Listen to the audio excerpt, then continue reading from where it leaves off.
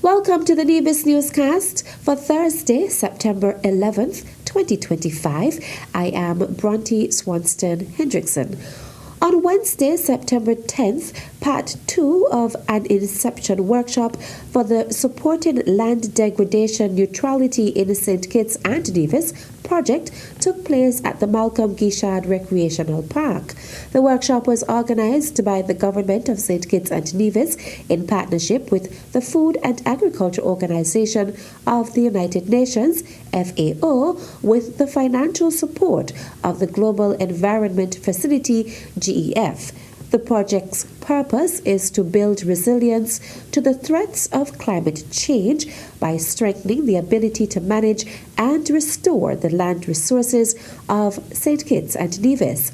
Russell Milnes-Gaskell, Assistant Secretary in the Ministry of Agriculture in the NIA and FAO's National Correspondent, says the project will run for a period of 60 months, aiming to embed land degradation neutrality principles into the land use planning and sustainable development agendas.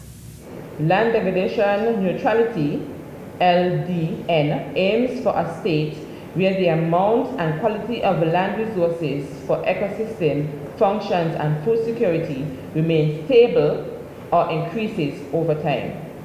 This is achieved by avoiding, reducing, and reversing land degradation through sustainable land management and restoration practices, ensuring that any avoidable losses of productive land are offset by improvements elsewhere. The Assistant Secretary also explained the benefits of the project. So a project of this sort can assist us in several areas, such as a well-functioning policy and institutional framework that enables effective action on land degradation, ensure that land, forest, and water systems are managed in an integrated way, reduce sedimentation, pollution, and flooding in lowlands and coastal areas by managing upland areas effectively, promote income-generating activities that are environmentally sustainable, such as ecotourism, enhance local capacity to adapt to changing climate conditions and reduce vulnerability, and have shared lessons learned and best practices across sectors and regions to improve the overall implementation. Neela Bob Prescott, FAO's Climate Finance Specialist and GEF Task Manager, urged those present to build resilience to vulnerabilities. We do not have the luxury of time. Business as usual is no longer an option. We must ensure that in the next 10 years, we solve the problem of access to resources to address our vulnerabilities. During the next years, we must build our resilience and safeguard our natural patrimony and way of life for our peoples, for future generations. Luckily, radically divergent futures can still emerge if we leverage science, data, and digital technologies to care for our lands, and if we build effective institutions and public strategies and policies for a resilient future. Randy Elliott, Director of the Department of Agriculture, Brian Dyer, Director of Nevis Disaster Management Department, and other important stakeholders were a part of the workshop. Part 1 of the workshop took place on Tuesday, September 9th at the St. Kitts Marriott Resort. Deputy Governor General Her Honor Hailita Liburd, Deputy Premier the Honorable Eric Evelyn, Minister of Environment the Honorable Spencer Brand, and Special Advisor to the Premier the Honorable Latoya Jones were among those who witnessed Platinum Development's launch of a fully integrated solar storage and electric vehicle charging solution at Palm Garden, Nevis on Monday, September 8th. The launch took the form of brief demonstrations followed by a press conference. Winston Watt is the head of the solar division at Platinum Developments. We have 70 solar panels that are powering the whole property, everything. And the solar panels come down, take the energy of the sun, and they hit this inverter. The inverter then converts this energy to usable energy that we can use throughout the property. What's not used immediately gets stored in these batteries. So as you can see, it's a modular solution. Each battery is 8 kilowatt hours.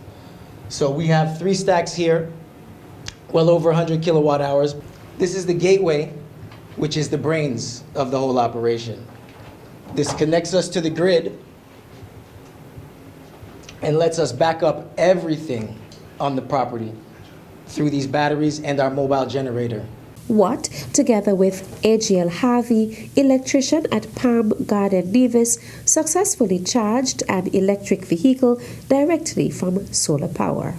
And now here comes our mobile generator, also known as a Ford F-150 Lightning pickup truck, with a 131 kilowatt hour battery that can supply. So we can charge directly from the sun into the vehicle, and then we discharge from the vehicle back into the home or the property. So everything can be run from these two. So we'll never have to pay an electric bill again and never have to buy gas again, which is a wonderful thing. A press release from Palm Garden quotes Vice President of Platinum Developments Joseph Katzman as saying the project is a model of resilience and efficiency, while the General Manager of Palm Garden Nevis, Mackie France, says it is a point of pride for the property. Also witnessing the launch were representatives of the Nevis Disaster Management Department and the Nevis Air and Seaports Authority, NASPA. Still to come, Premier's Ministry announces activities in Nevis for Independence 42. The details after this break.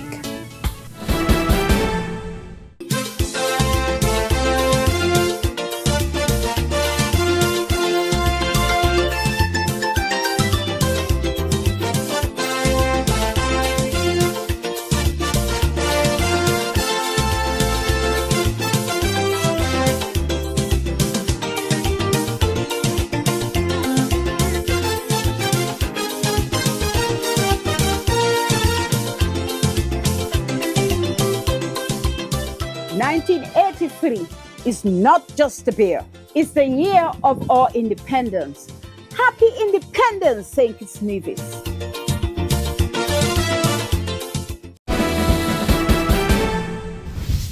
Welcome back.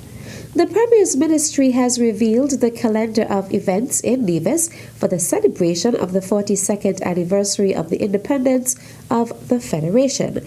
The events in Nevis include visits to schools by the NIA Cabinet from September 8th to 18th, Unsung Heroes Awards ceremony on September 11th at the Malcolm Gishad Recreational Park, Taste SKN at participating restaurants from September 13th to 20th, National Fruit Day on September 15th, the Jessup's Community Management Team's Independence Barbecue and Fun Day at 11 a.m. on September 16th at the Jessup's Playing Field, the Deputy Governor General's Independence Cocktail on September 18th, the Independence Day Parade and Awards Ceremony at 6 p.m. on September 19th at the El Camino T. Willett Park, and an elocution competition on September 26th at the Nevis Performing Arts Centre, NEPAC. This year's celebrations are being held under the theme Perpetual Progress, a Sustainable Future in View, Independence 42. This Friday, September 12th, let's paint the nation yellow. Yellow, shining bright in our national flag, is the color of sunshine, hope, and prosperity. This Friday, as we celebrate National Colors Day, everyone is encouraged to proudly wear yellow as a symbol of unity, pride, and love for country. Let's show our patriotism together. Wear your yellow, light up the day, and let our nation shine. Meantime, Friday, September 12th will also be National Sneaker Day in St. Kitts and Nevis. Wear your favorite sneakers and join in promoting walking and healthy living. Post a picture picture of your walk on social media with the hashtag National Sneaker Day SKN and inspire others to join in. Let's lace up and take a step towards a healthier, more active St. Kitts and Nevis. Whether you're walking to work, school, or just for fun, your sneakers are the key to unlocking a lifestyle of wellness. And that's it for this edition of the Nevis Newscast. On behalf of all of us here at the Department of Information, I am Bronte Swanston Hendrickson. Thank you for viewing.